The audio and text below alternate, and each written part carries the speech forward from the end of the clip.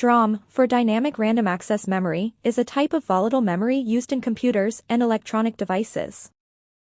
It stores data and program instructions that the CPU actively uses while the device is powered on.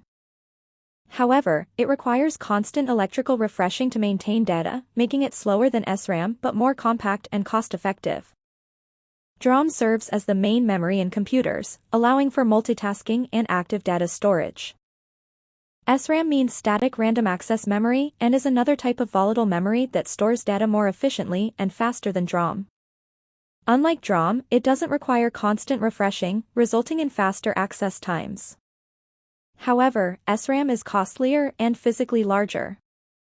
It is commonly used in CPU caches, high-speed registers within microprocessors, and applications demanding rapid data retrieval.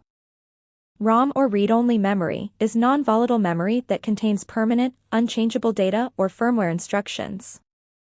The data in ROM is programmed during manufacturing and remains static throughout the life of the device.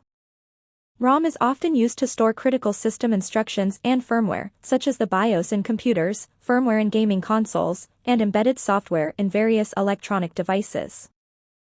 Subscribe to be the first to see upcoming videos.